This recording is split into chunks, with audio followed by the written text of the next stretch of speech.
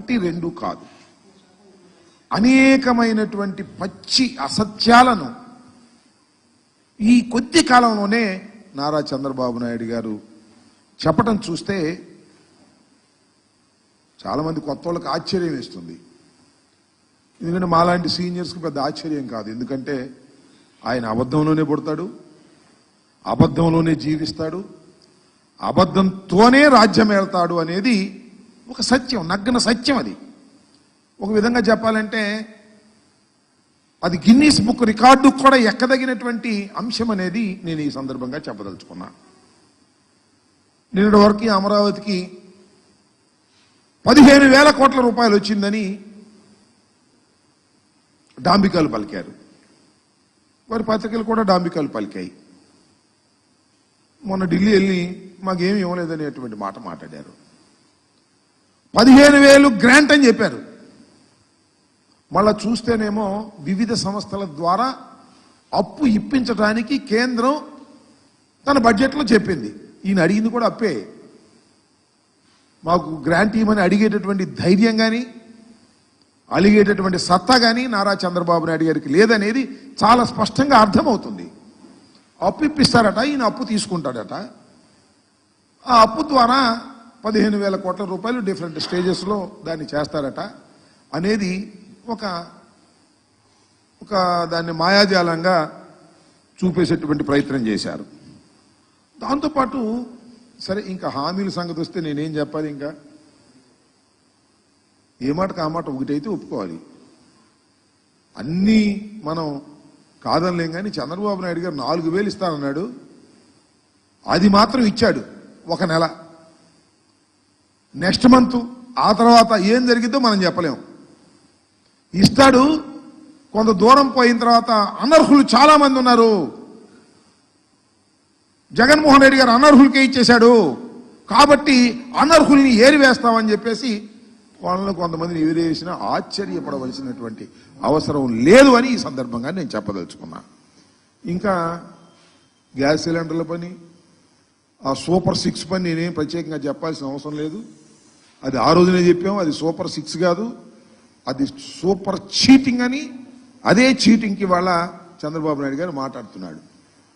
మనం చాలా ఆశ్చర్యం, అసెంబ్లీలో మాట్లాడుతున్నాడు. మేము సూపర్ 6 అని అనేక హామీలు ఇచ్చాం. ఆ హామీలన్నీ చూస్తుంటే ఆ పైన స్క్రీన్ మీద అసెంబ్లీలో భయం వేస్తుంది అన్నాడు. మరి సంపద సృష్టించేటటువంటి యోధాన యోధుడు, ఆర్థిక శాస్త్రంలో నిపుణుడు, ఎకనామిక్స్ చదివినటువంటి వ్యక్తి, ఆయన ఇచ్చేటప్పుడు భయం వేయలేదంట, అమలు చేసేటప్పుడు భయం వేస్తుందంట. ఇచ్చేటప్పుడేమో జగన్మోహన్ రెడ్డి గారి కన్నా ఎక్కువ ఇచ్చేయాలి, అది అవుద్దో కాదో తెలియకోకుండా ఇచ్చేసేయటం. ఇప్పుడేమో మాకు అవి చూస్తుంటే భయం వేస్తుంది అనేటువంటి మాట మాట్లాడతాం. ఎన్నికలకు ముందు ఇచ్చి మాట, ఎన్నికల తరువాత భయం వేస్తుంది. సోదరులారా, ప్రజలారా, మీరే ఆలోచించండి అని అంటున్నాడే ప్రజలు. ఆ ప్రజలకు నిన్ను చూస్తే రోతేస్తుందయ్యా. హామీ ఇస్తావు, హామీ నిలబెట్టుకోలేని నీ ముఖాన్ని చూసినప్పుడు ఆంధ్ర రాష్ట్ర ప్రజానీకానికి రోత వేసేటటువంటి పరిస్థితి, పశ్చాత్తాపం ప్రారంభమైంది. అయ్యయ్యో ఎందుకు వేసాంరా చంద్రబాబు నాయుడు గారి మాటలు విని, ఎందుకు ఇన్ని అబద్ధాలు నమ్మి మనం ఎందుకు ఓటేశామనేటువంటి పశ్చాత్తాపం రాష్ట్ర ప్రజల్లో 2 మాసాలు నిండక ముందే ప్రారంభమైంది. ఇది చరిత్రలో ఒక గొప్ప అంశమని ఈ సందర్భంగా నేను మనవి చేస్తున్నా. అసలు విషయానికి వస్తే ఈ భూముల రీసర్వే, సరే ల్యాండ్ టైటిలింగ్ యాక్ట్ దాని పక్కన పెడదాం. ఆ ల్యాండ్ టైటిలింగ్ యాక్ట్ చాలా గందరగోళమైంది, దుర్మార్గమైంది, దాన్ని రద్దు చేస్తామన్నారు, రద్దు చేశారు. భూముల రీసర్వే, ఈ రీసర్వేలు కూడా భయంకరమైనవి, అన్యాయమైనవి.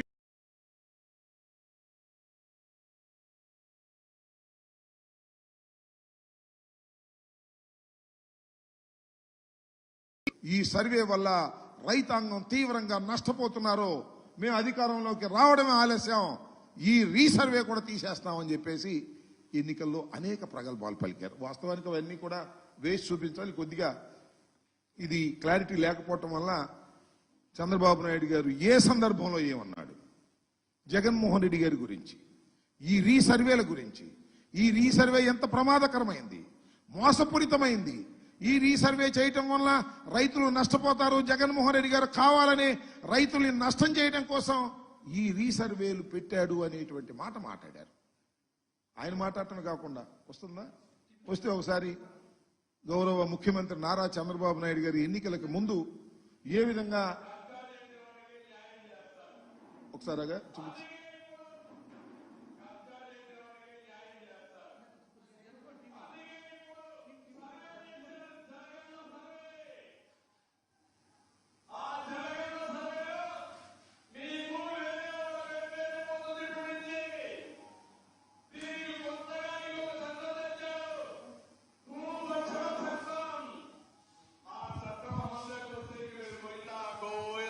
అప్పీరే లేదు.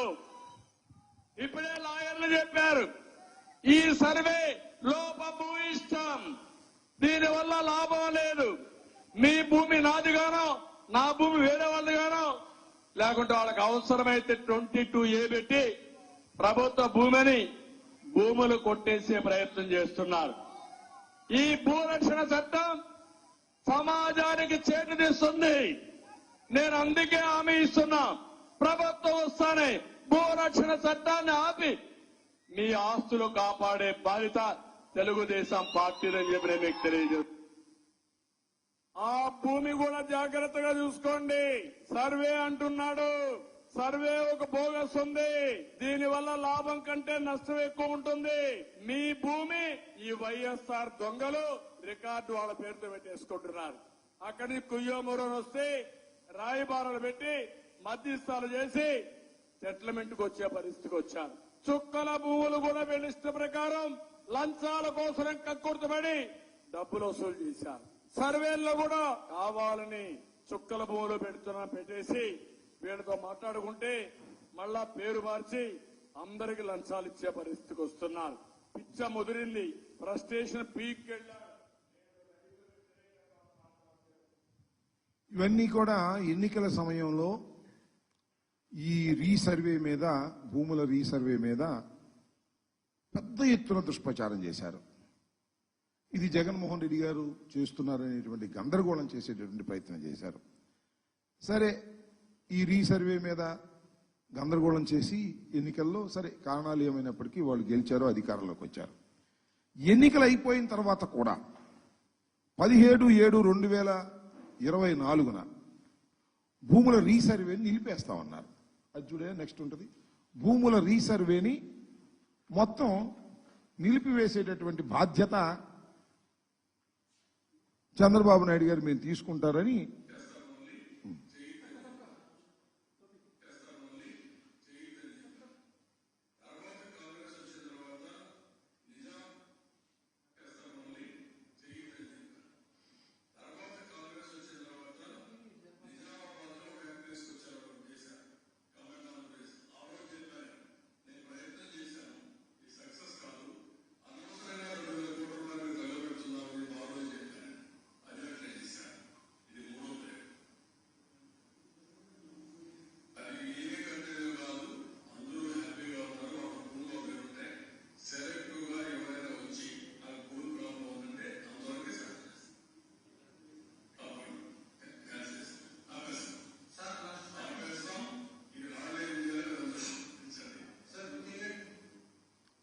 అంటే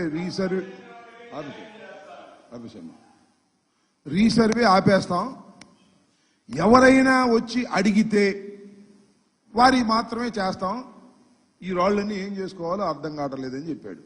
ఇది ఎప్పుడు చెప్పింది? అధికారం వచ్చిన తర్వాత వైట్ పేపర్ రిలీజ్ చేసేటప్పుడు 15/7/2024 ఈనాడులో కూడా భూముల రీసర్వే నిలిపివేత అనేటువంటి హెడ్డింగ్ వచ్చింది. దాని మీద నిలబడ్డావా?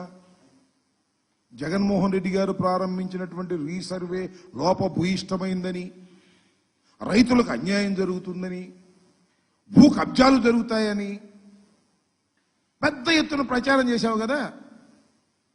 మరి ఎందుకు యూటర్న్ తీసుకున్నావు చెప్పగలవా? ఎందుకు మళ్ళా మాట మార్చావు? ఎందుకు మళ్ళా రీసర్వే చేస్తాము అనేటువంటి మాట ఎందుకు మీరు మాట్లాడుతున్నారు అంటే, సరే నేను అనొచ్చు అనకూడదు, చంద్రబాబు నాయుడు గారు మరి 70 సంవత్సరాలు దాటినటువంటి వ్యక్తి, ఈనాడు, ఆంధ్రజ్యోతి లేదా ఆయనకున్నటువంటి పత్రికలు ఆయన ఒక పెద్ద మేధావని, ఆలోచనాపరుడని, చాలా దాని దూరదృష్ట కలిగినటువంటి వ్యక్తిని, ఎన్సైక్లోపీడియా అని చాలా గొప్పగా రాస్తారు. ఎందుకు ఆలోచించలేకపోయావు చంద్రబాబు నాయుడు గారు అని అడుగుతా ఉన్నా. ఎందుకంటే కనీసమైన మినిమం నాలెడ్జ్ మీకు లేదు. ఈ భూముల పట్ల మీకు మినిమం నాలెడ్జ్ లేదు. ఒకవేళ ఉంటే జగన్మోహన్ రెడ్డి గారి మీద కోపంతో అది అంతరించిపోయింది. కనీసమైనటువంటి ఇంగిత జ్ఞానం కూడా లేదు. నేను మనవి చేస్తున్నా, బ్రిటిష్ వారి టైంలో భారతదేశానికి స్వాతంత్రం రాకముందు 20వ శతాబ్దపు మొదటి రోజుల్లో బ్రిటిష్ వాళ్ళు ఈ భూములు సర్వే చేసి రాళ్ళు వేశారు. అప్పటి నుంచి ఇంతవరకు అసలు సర్వేలే జరగల. కానీ కేంద్ర ప్రభుత్వం, నీతి ఆయోగ్ దాన్ని రీసర్వేలు చేసి భూముల్ని, ఎవరి భూములను వారికి రక్షణ కల్పించాలనేటువంటి ఉద్దేశంతో ఒక సమగ్రమైన చట్టాన్ని భారతదేశ వ్యాప్తంగా తీసుకొచ్చింది. దానిలో భాగమే ఈ రీసర్వేలు. మీకు ఒక విషయాన్ని ఇక్కడ మనవి చేస్తా. నాకు పెద్దలు చెప్పినటువంటి అంశం, చాలా సీనియర్ ఐఏఎస్ అధికారి చెప్పాడు నాకు. ఏమనంటే, ఇతర దేశాల్లో భూ వివాదాలు వెరీ మినిమం 3% మాత్రమే ఉంటాయి, మ్యాక్సిమం ఉంటే 3%. మన భారతదేశంలో ఎంతో తెలుసా? 60 to 70% భూ వివాదాలు. కోర్టుల చుట్టూ తిరగటం. ఏదో సామెత చెప్తారు, కోర్టుకు వెళ్ళిన తర్వాత జడ్జిమెంట్ వచ్చిన తర్వాత గెలిచిన వాడు ఏడిచాడంట, వాడిపోయినోడు ఏడిచాడంట. ఈ భూమి 10 సెంట్ల తగాదా కోసం లోయర్ కోర్టు, జిల్లా కోర్టు, హైకోర్టు, సుప్రీంకోర్టు వెళ్ళి వెళ్ళి వెళ్ళి చెప్పులు అరిగి డబ్బులు అరిగి చివరికి భూమి ఖరీదయ్యేటటువంటి పరిస్థితులు ఏర్పడుతున్నటువంటి పరిస్థితులు భారతదేశంలో ఉన్నాయి. వీటన్నిటినీ కూడా క్లియర్ చేయడం కోసం సర్వే చేసి భూమి హక్కుని ఆ భూమి హక్కుదారుడికి ఇవ్వాలనేటువంటి ఉద్దేశంతో రీసర్వే ప్రారంభించింది జగన్మోహన్ రెడ్డి గారి ప్రభుత్వం. ఒక విప్లవాత్మకమైనటువంటి రీసర్వే. దీని ద్వారా రైతాంగానికి, భూ యజమానులకి రక్షణ కల్పించాలనేటువంటి ఒక సదుద్దేశంతో ప్రారంభించబడినటువంటి ఈ రీసర్వేని ఇష్టం వచ్చినట్టు మాట్లాడారండి. తెలుగుదేశం వాళ్ళందరూ మాట్లాడారు, చంద్రబాబు నాయుడు గారు స్వయంగా మాట్లాడారు. మీరు చూశారు కదా. జలగన్న పథకం అంటే ఇది జగనన్న కాదు, మేము జగనన్న పథకం అని పెట్టాము. దాన్ని జలగన్న పథకం అని పెట్టాడు. మరి ఆ జలగన్న పథకాన్ని మళ్ళీ నువ్వెందుకు తీసుకొచ్చావా చంద్రబాబు నాయుడు గారు? నాకు చెప్పండి. ఒక మాట అన్నావు, నిన్ను కాక మొన్న 17వ తారీఖున అన్నావు, రీసర్వే ప్రశ్న లేదు, ఎవరన్నా అడిగితే వాళ్ళకి చేస్తాం, ఇక ఆపేస్తాం, అసలు ఈ రాళ్ళు ఏం చేసుకోవాలో, మాకు నెత్తిని కొట్టుకోవాలో కింద కొట్టుకోవాలో అర్థం కావట్లేదు అన్నావు. మరి ఇప్పుడు ఏం చేస్తావని అడుగుతా ఉన్నా. మాట ఎందుకు తప్పారు? నేను మనవి చేస్తున్నా, ఈ రీసర్వే కోసం ప్రభుత్వం సుమారుగా 14,630 మంది సర్వేయర్లు ఉపయోగించాం. 17,000 గ్రామాల్లో 2.26 కోట్ల వ్యవసాయ భూముల్ని సర్వే చేశాం. 13,371 గ్రామ కంటకాల్లో 85 లక్షల ప్రభుత్వ ప్రైవేటు భూములు, ఆస్తులు 110, పట్టణాల్లో 100, 40 లక్షల ప్రభుత్వ ప్రైవేటు ఆస్తులు, 10 లక్షల ప్లాట్లలో సమగ్ర సర్వే ఇప్పటివరకు పూర్తయింది. రిమైనింగ్ మేము చేస్తామని అంటున్నారు.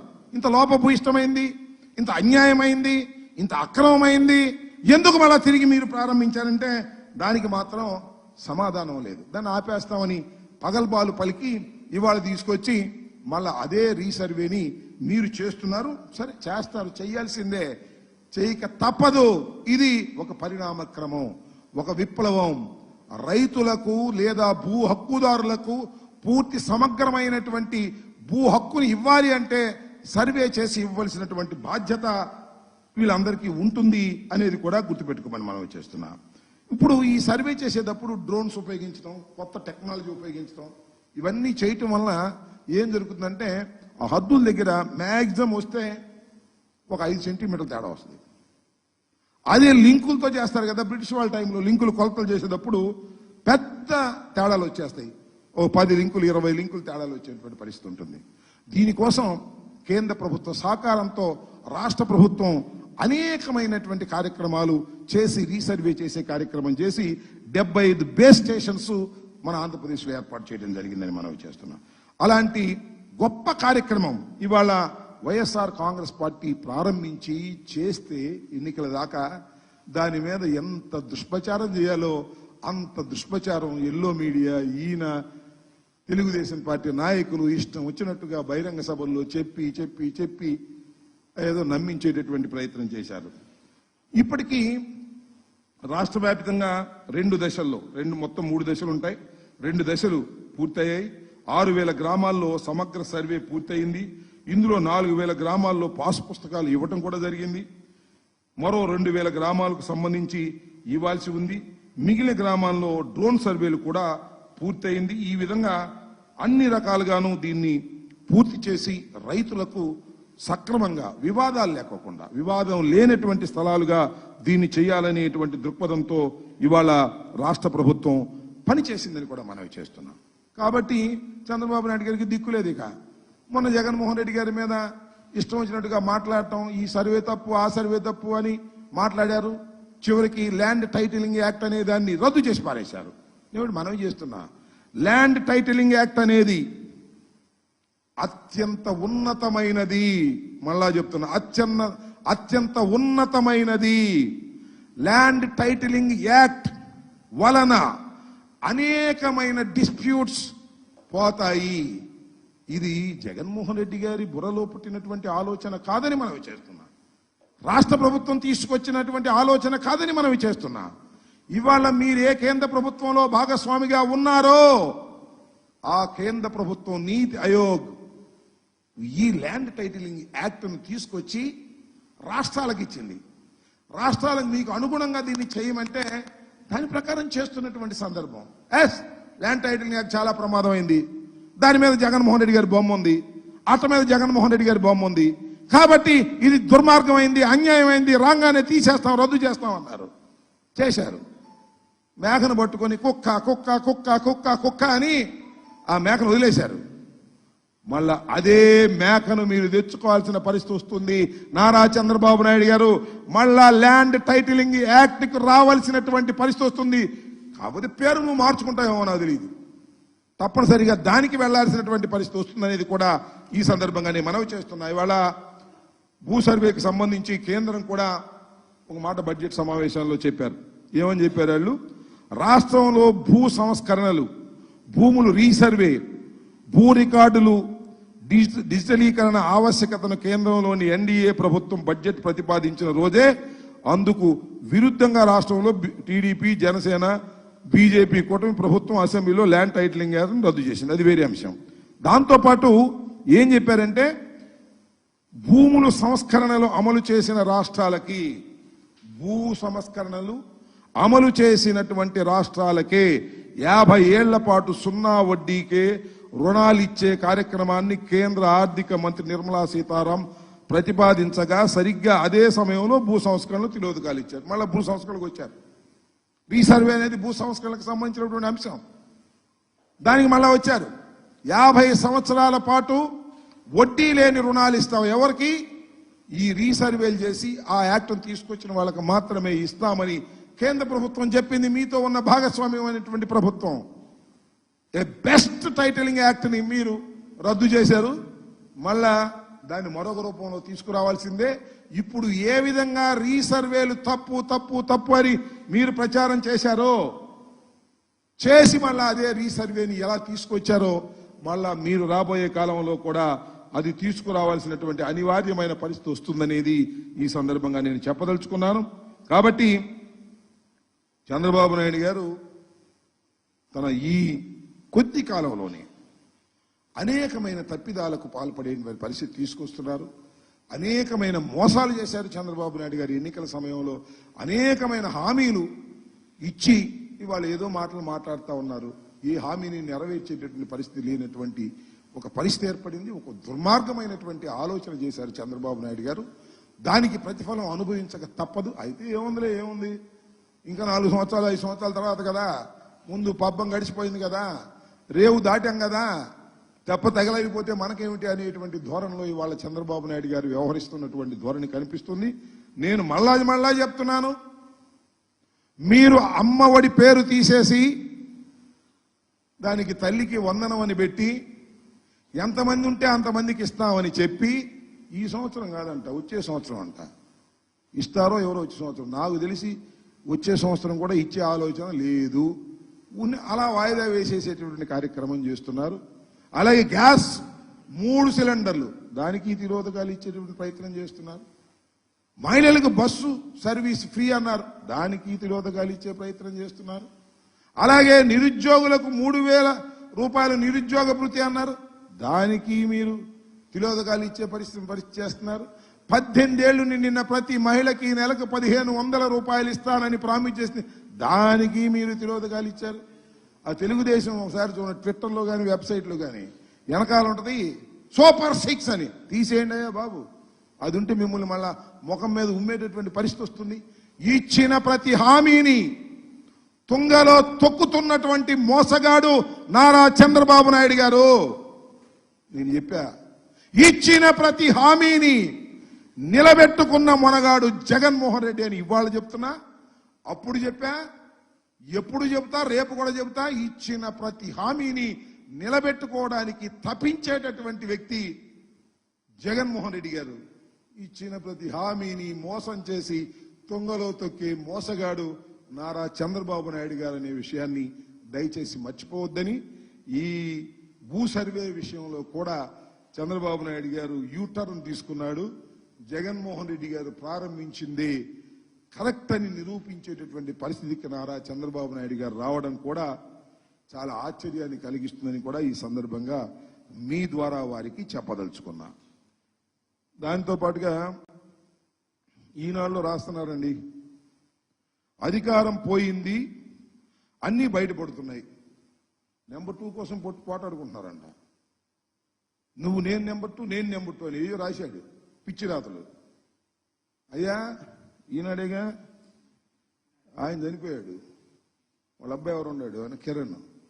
అయ్యా కిరణ్ గారు, అసలు మా పార్టీలో నెంబర్ 2లు ఉండరు, నెంబర్ 1, నెంబర్ 3లు, నెంబర్ 2లు ఇవి ఉండరు. మీ పార్టీలో ఉన్నారేమో, ఉన్నారుగా. ఇప్పుడు నెంబర్ 1, నెంబర్ 2, మళ్ళీ ఫారిన్ బాడీ ఒక ఆయన ఉన్నాడు, నెంబర్ 3.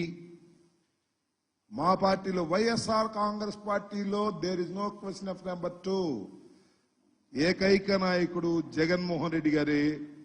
ఆయన వెంటే మేమందరం ఉంటాం, పని చేస్తాం. ఎవరికి ఏ పని అప్పజెబితే ఆ పని చిత్తశుద్ధిగా చేసేటటువంటి ప్రయత్నం చేస్తాం. మాలో ఏదో గందరగోళాలు ఉన్నాయి, అధికారం పోయింది, గందరగోళం ఉంది, ఈ పార్టీని చీతిమేద్దాం, నలిపేద్దాం అని మీ నాన్నగారు, నువ్వు, చంద్రబాబు ప్రయత్నం చేసినా అవన్నీ అవ్వవు. చాలా జరిగాయి ఇంతకుముందు ఈ పార్టీ పుట్టిన తర్వాత. అనేక మంది అనేక రకాల కుట్రలు చేశారు. అన్ని కుట్రలను ఛేదించుకొని ముందుకు వచ్చినటువంటి వ్యక్తి జగన్మోహన్ రెడ్డి గారు. ఇప్పుడు ఓటమి పాలైనా మీరు ఎన్ని కుట్రలు చేసినా అన్ని కుట్రలని ఛేదించుకొని బయటికి వచ్చేటటువంటి శక్తి, సామర్థ్యం పైన భగవంతుడు రాజశేఖర రెడ్డి గారు మాకు ఇచ్చారు. అనేక కుట్రలు జరుగుతాయి. ఓటమి పాలైన తర్వాత మమ్మల్ని అనేక రకాలుగా చేయాలని చూస్తారు. దేనికి భయపడటానికి మేము సిద్ధంగా లేవు. అనేక మంది మీద 307లు పెట్టారు, అనేక మంది మీద అరెస్ట్ చేసే కార్యక్రమాలు చేస్తున్నారు. ఆయన చెవిరెడ్డి భాస్కర్ రెడ్డి గారు అబ్బాయిని మీ దుంపదేగా ఏదో సినిమాలో చూపిస్తారే, గజ దొంగలను అరెస్ట్ చేసినట్టు, టెర్రరిస్టులను అరెస్ట్ చేసినట్టు వెళ్ళి అదే బెంగళూరు ఎయిర్పోర్ట్కి వెళ్ళి బ్రహ్మాండంగా ఒక 100 మంది 200 మంది పోలీసులు వెళ్ళి తీసుకొచ్చి ఏం చేశారు, 41 నోటీస్ పంపించారు. దాన్ని పిలిస్తే వచ్చేవాడుగా. ఇంకా చాలా మంది మీద కేసులు పెడుతున్నారు కొత్తగా. మా మీద అది ఎప్పుడో తెలుగుదేశం ఆఫీస్ మీద రైడ్ చేశారని ఇప్పుడు 307లు పెట్టేస్తున్నారు కనపడివాడి మీద, అందరి మీద పెట్టి ఏదో భయపెట్టాలనుకుంటున్నారు.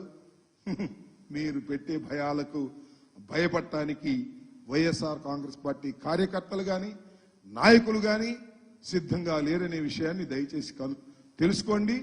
ఇలాంటి యూటర్న్లు మీరు తిప్పుతూ ఉండండి. మీరు గిన్నీస్ బుక్ రికార్డుకి ఎక్కుతారు. ప్రజలు మిమ్మల్ని చేదరించుకోవటం ప్రారంభించారు, చేదరించుకుంటారు. గుర్తుపెట్టుకోమని ఈ సందర్భంగా నేను చెప్పదలుచుకున్నాను. ఇంకా ఓకే.